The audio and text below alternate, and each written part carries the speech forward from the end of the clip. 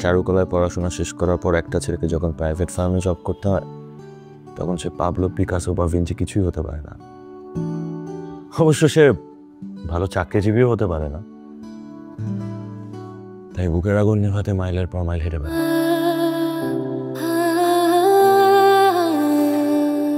Please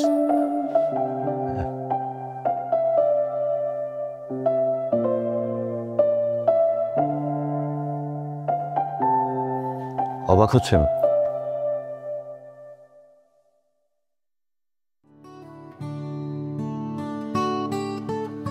আপনি ছবি আঁকতে পারেন?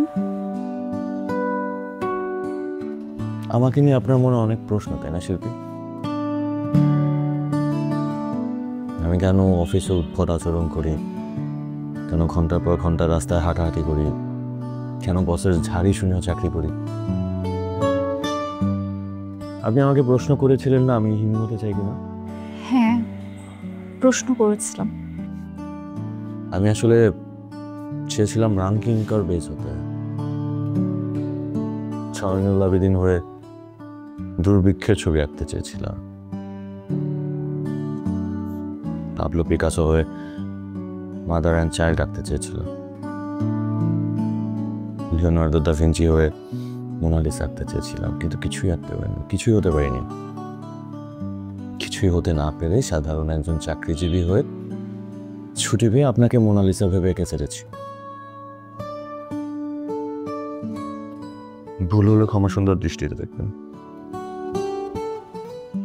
আপনাদের ড্রয়িং রুমের এই রুমের সব ছবি কি আপনার আঁকা?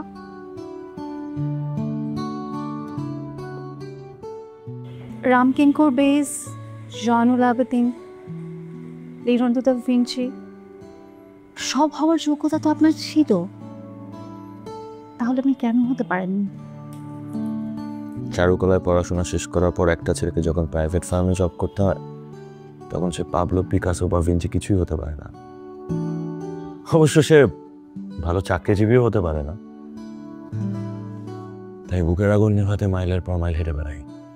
আপনি প্রাইভেট ফার্মে জব করছেন কেন? এটা তো আপনার জায়গা না। আমি জানি আমার জায়গা না।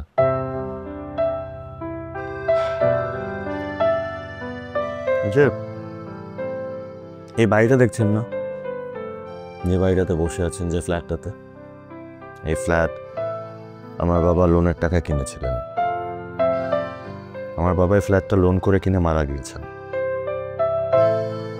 তখন আমার মাত্র পড়াশোনা শেষ হয়, আমার বোনটার তখনও বিয়ে হয়নি।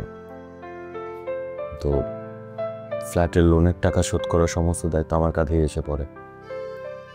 বোনটাকেও বিয়ে দিতে হয়, তাছাড়া মা আছে, মার দেখাশোনা করতে হয়, চিকিৎসার বিষয় আছে।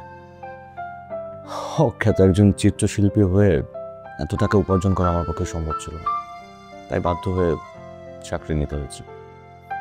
আপনি তো নিজেকে নিজে ঠকাচ্ছেন। নিজেকে নিজে না ঠকালে অন্যকে জেতানো যায় না। আপনি যেদিন আমাকে রুমাল দিয়েছিলেন সেদিন ঠিক করেছিলাম আমি আপনার ছবি আঁকবো। থ্যাঙ্কস, অনেকদিন পর আমার মধ্যে ছবি আঁকার উৎসাহটা আবার নতুন করে জাগানোর জন্য।